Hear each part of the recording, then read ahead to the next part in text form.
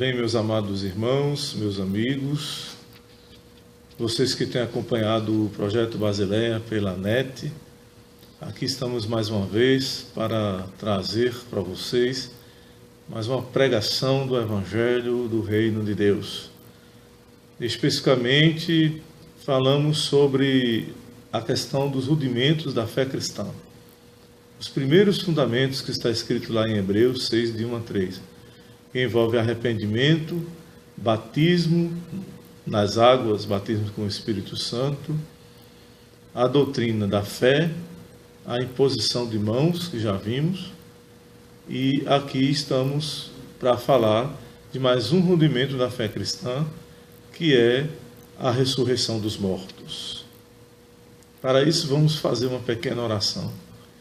Pai, em nome de Jesus, nós te pedimos que o Teu Espírito Santo nos guie a toda a verdade, a Tua palavra, nos dê iluminação para que possamos entender melhor a palavra do Senhor. Em nome de Jesus, amém. Nós estamos falando a respeito do início da vida cristã, iniciando a vida cristã. Falamos sobre a imposição de mãos e agora nós vamos dar uma palavra a respeito da ressurreição dos mortos, que no grego é anastaseus te nekron. Anastaseus te nekron. E o texto que eu vou usar é João 5, 28 a 29. Jesus que falou, e disse assim: não vos maravilheis disto, porque vem a hora em que todos os que estão nos sepulcros ouvirão a sua voz, e os que fizeram o bem sairão para a ressurreição da vida, e os que fizeram o mal para a ressurreição da condenação. João 5, 28 a 29. Jesus ensinou que irá acontecer duas ressurreições, uma da vida e outra da condenação. E nós, baseados no que Jesus ensinou, que os apóstolos, os profetas ensinaram, também ensinamos que haverá duas ressurreições, uma da vida e uma da condenação eterna. A ressurreição dos mortos é, como falei anteriormente, o rudimento da fé cristã e faz parte de um estudo muito maior que diz respeito às coisas vindouras, às coisas futuras, que é escatologia. Na verdade, eu quero explicar uma coisa aqui. Esta pregação não é somente sobre escatologia. Na verdade, é uma pregação especificamente para ressurreição dos mortos. É um assunto muito grande, escatologia, mas vamos aqui falar, nos deter apenas a ressurreição dos mortos, as duas ressurreições. A escatologia é um assunto muito interessante, por se tratar de coisas futuras da nossa vida, tá? Precisamos saber o que acontecerá conosco e com a Igreja de Cristo. O que será o nosso futuro após a morte? E depois, será que haverá a ressurreição ou não? São coisas que as Escrituras vão nos responder. A escatologia vem do termo, do tronco, né? Eschatos, no grego, significa final dos tempos, e logia, que significa estudo. Então, o estudo do final dos tempos. Não é um assunto chato, e nem tampouco para cristão só para cristão maduro, ou seja, cristão que já tem muito tempo. Não. É rudimento. Então, a ressurreição dos mortos é o rudimento. Então, é para o início da fé cristã. E não é um assunto chato, porque o Senhor chama de bem-aventurados, ou felizes, os que se preocupam com essas coisas, tanto no início do Apocalipse, como no final. Vejamos, Apocalipse 1:3, no início do Apocalipse, diz: bem-aventurado aquele que lê e os que ouvem as palavras dessa profecia, e guardam as coisas que nela estão escritas, porque o tempo está próximo.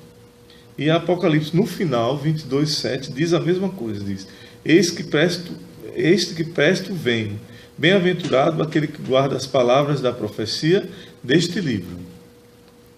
Existem várias teorias escatológicas dentro da teologia. A milenista, pós-milenista, pré-milenista, dispensacionalista, preterista, futurista e outros. E não podemos afirmar qual é a verdadeira corrente, mas devemos buscar nas Escrituras aquela que tem mais fundamentação. E é o que nós estamos procurando fazer. Dentro do que eu já estudei, né, e desenvolvi, inclusive examinando os originais, né, da Bíblia, a que se aproxima mais da realidade e dos acontecimentos dos dias atuais, dentro da minha concepção, é a chamada teoria pré-milenista. Tá? E a base dos seus estudos vem desde o Antigo Testamento, principalmente desvendando a profecia, né, que o anjo Gabriel entregou a Daniel, lá em Daniel 9, 20 e 27, que significa as 70 semanas de Daniel. Tá? Isso é um estudo muito aprofundado, muito longo, que não é o caso aqui, eu só estou citando. Em outra ocasião, nós vamos nos aprofundar nas 70 semanas de Daniel. Mas no momento será objeto de nosso estudo apenas as duas ressurreições citadas na Bíblia.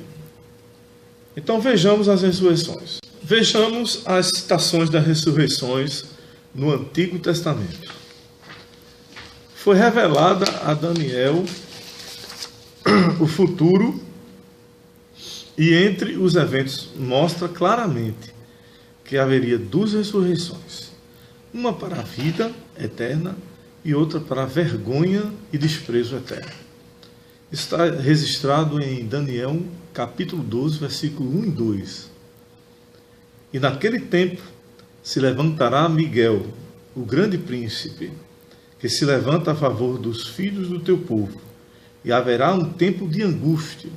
Isso aí é referente à grande tribulação que acontecerá durante 7 anos, antes do milênio e antes do retorno visível de Cristo, ou chamado também parousia, tá? Que é a volta de Cristo. Continuando o texto, qual nunca houve, desde que houve nação até aquele tempo, mas naquele tempo livrar-se-á o teu povo. Todo aquele que for achado escrito no livro, uns para a vida eterna e outros para a vergonha e desprezo eterno. Daniel 12, 1. Todo aquele que for achado escrito no livro, e muitos dos que dormem no pó da terra ressuscitarão, uns para a vida eterna e outros para a vergonha e desprezo eterno. Daniel 12, 1 e 2.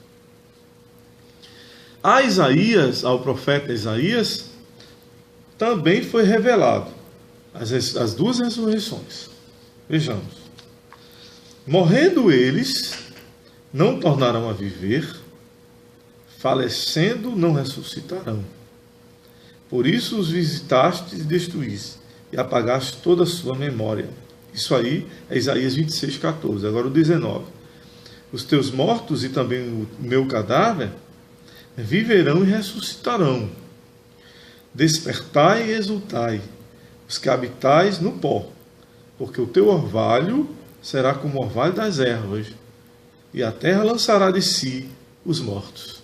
Veja que tanto a Daniel foi revelado as ressurreições, como também para o profeta Isaías. Agora, nós vamos falar especificamente sobre a primeira ressurreição, que será a ressurreição para a vida. E Jesus deixa muito claro essa ressurreição, a primeira e a segunda. Mas nós estamos falando especificamente sobre a primeira ressurreição. Vamos ver que esta ressurreição foi anunciada também por Jesus no Novo Testamento. Diz: assim será no dia em que o Filho do Homem se há de manifestar. Naquele dia, quem estiver no telhado, tendo as suas alfaias em casa, não desça a tomá-las. E da mesma sorte, o que estiver no campo, não volte para trás. Lembrai-vos da mulher de Ló. Qualquer que procurar salvar a sua vida, perdê-la-á. E qualquer que a perder, salvá-la-á. Digo-vos que naquela noite estarão dois numa cama, um será tomado e outro será deixado. Duas estarão juntas, moendo, uma será tomada e outra será deixada. Dois estarão no campo, um será tomado e o outro será deixado. Aqui Jesus fala sobre um evento que acontecerá no período da volta dele de 7 anos, que será o arrebatamento da igreja. Tá? E respondendo disseram-lhe, voltando ao texto, onde, Senhor? E ele lhes disse, onde estiver o corpo, aí se ajuntarão as águias, ou seja, haverá a ressurreição. Isso está em Lucas 17, 30 a 37.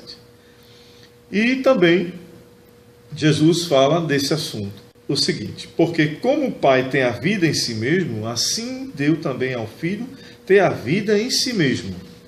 E deu-lhes o poder de exercer o juízo, porque é o Filho do homem. Não vos maravilheis disto, aí é o texto principal que nós estamos usando, é esse texto aqui.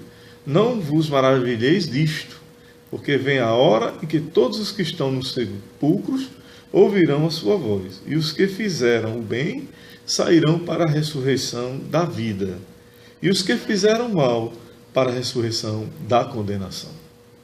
João 5, 26 a 29. Agora, nós vamos falar da ressurreição dentro do aspecto paulino, ou seja, o que o apóstolo Paulo fala a respeito da ressurreição.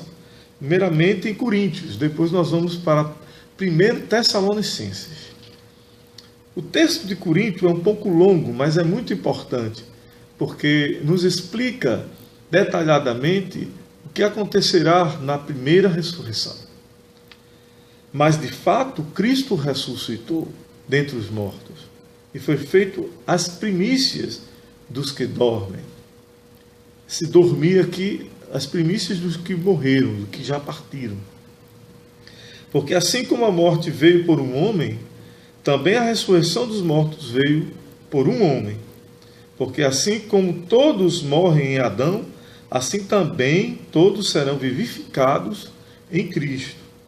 Mas cada um por sua ordem. Cristo, as primícias. Depois os que são de Cristo, na sua vinda. Então, a ressurreição, Jesus ressuscitou primeiro, mas todos que são dele, na vinda dele. Depois virá o fim, quando tiver entregado o reino de Deus ao Pai, e quando houver aniquilado todo o império e toda a potestade e força. Porque convém que reine até que haja posto a todos os inimigos debaixo de seus pés. Ora, o último inimigo que há de ser aniquilado é a morte, porque todas as coisas sujeitou debaixo de seus pés. Mas quando diz que todas as coisas estão sujeitas, claro está que se excetua aquele que lhe sujeitou todas as coisas. E quando todas as coisas lhe estiverem sujeitas, então também o mesmo Filho se sujeitará àquele que todas as coisas lhe sujeitou, para que Deus seja tudo em todos. De outra maneira, que farão os que se batizam pelos mortos, se absolutamente os mortos não ressuscitam? Por que se batizam eles então pelos mortos? Porque estamos nós também a toda a hora em perigo. Eu protesto que cada dia morro, glorificando-me em vós, irmãos, por Cristo Jesus nosso Senhor. Se como homem combati em Éfeso contra as bestas, que me aproveita isso, se os mortos não ressuscitam? Comamos e bebamos, que amanhã morreremos. Não vos enganeis, as más conversações corrompem os bons costumes. Vigiai justamente e não pequeis, porque alguns ainda não têm o conhecimento de Deus. Digo para vergonha vossa. Mas alguém dirá, como ressuscitarão os mortos? E com que corpo virão? Boas perguntas, né? Aí Paulo responde, insensato, o que tu semeias não é vivificado, se primeiro não morrer. E quando semeias, não semeias o corpo que há de nascer, mas o simples grão, como de trigo, ou de outra qualquer semente. Mas Deus dá-lhe o corpo como quer, e a cada semente o seu próprio corpo. Nem toda a carne é uma mesma carne, mas uma é a carne dos homens, e outra a carne dos animais, e outra a dos peixes, e outra a das aves. E há corpos celestes e corpos terrestres. Mas uma é a glória dos celestes e outra a dos terrestres. Uma é a glória do sol, a outra glória da lua, é a outra glória das estrelas, porque uma estrela difere em glória de outra estrela. Aqui Paulo está falando, está se valendo de ilustrações para mostrar que há vários tipos de corpos, inclusive os corpos celestiais, né? Inclusive corpos que irão acontecer na ressurreição. Assim também a ressurreição dentre os mortos. Paulo continua. Semeia-se o corpo em corrupção e ressuscitará em incorrupção. Serão corpos incorruptíveis, sem pecado. Semeia-se em ignomínia, ressuscitará em glória. Serão corpos glorificados. Semeia-se em fraqueza, ressuscitará com vigor. Serão corpos totalmente vigorados. Semeia-se corpo natural, ressuscitará corpo espiritual. Se há corpo natural, há também corpo espiritual. Está em 1 Coríntios 15, 20 a 44. Agora vamos ver ainda em 1 Coríntios, o verso 51 e 53, que também trata da ressurreição. Eis aqui vos digo um mistério. Na verdade, nem todos dormiremos, nem todos partiremos, mas todos seremos transformados no momento, no abrir e fechar de olhos, ante a última trombeta, porque a trombeta soará e os mortos ressuscitarão incorruptíveis. E nós seremos transformados. Ele está dizendo que aqui, por ocasião da volta de Cristo e da ressurreição, os que estiverem vivos serão transformados e os mortos ressuscitarão. Primeiro os mortos ressuscitarão, depois os que estiverem vivos serão transformados. Porque convém, continuando o texto, que isto que é corruptível se revista da incorruptibilidade e que isto que é mortal se revista da imortalidade. São corpos imortais, corpos que não passarão mais pela morte. Está em 1 Coríntios 15, 51 a 53. E em Tessalonicenses, 1 Tessalonicenses 4, 15 a 17, Paulo diz: Dizemos-nos, pois, isto, pela palavra do Senhor, que nós, os que ficamos vivos para a vinda do Senhor, não precederemos os que dormem.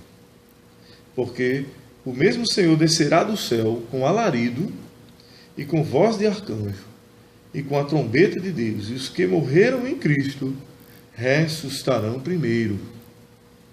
Depois nós, que ficarmos vivos, seremos arrebatados, juntamente com eles nas nuvens, a encontrar o Senhor nos ares, e assim estaremos sempre com o Senhor.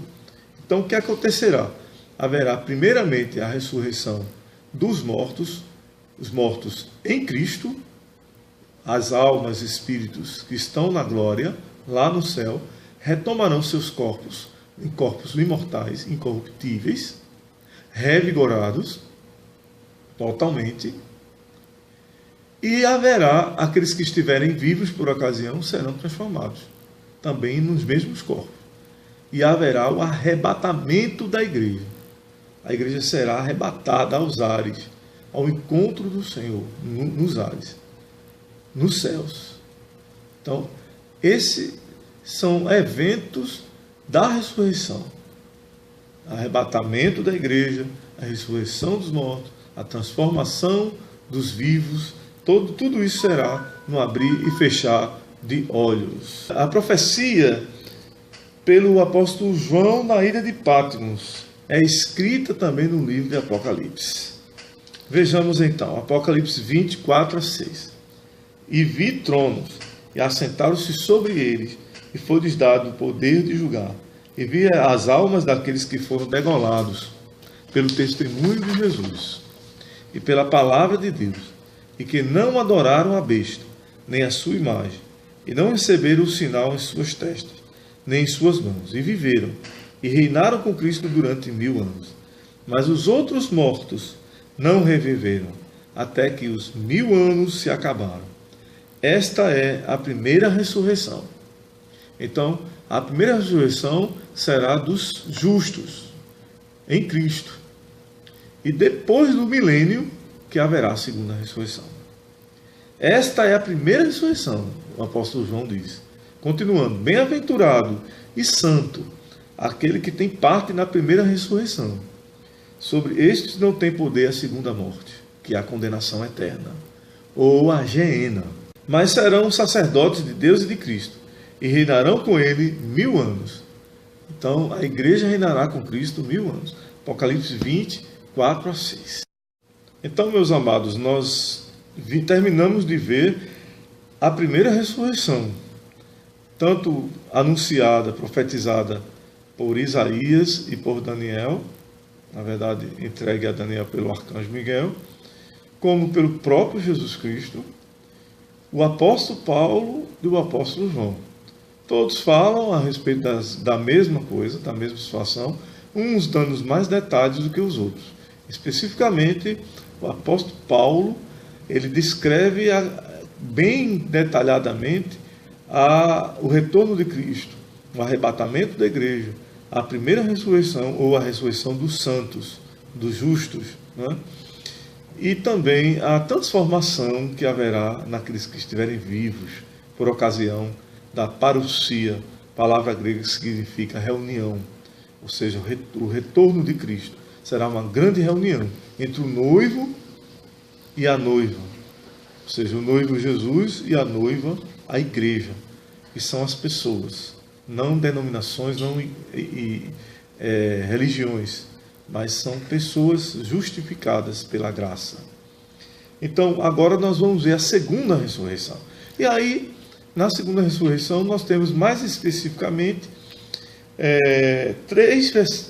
5 versículos de Apocalipse, que é a continuidade daqueles versículos, daquele texto falado anteriormente. É Apocalipse 20 também, do 11 ao 15. Vamos ver o que diz a palavra de Deus. E vi um grande trono branco, e o que estava sentado sobre ele, de cuja presença fugia a terra e o céu, e não se achou lugar para eles.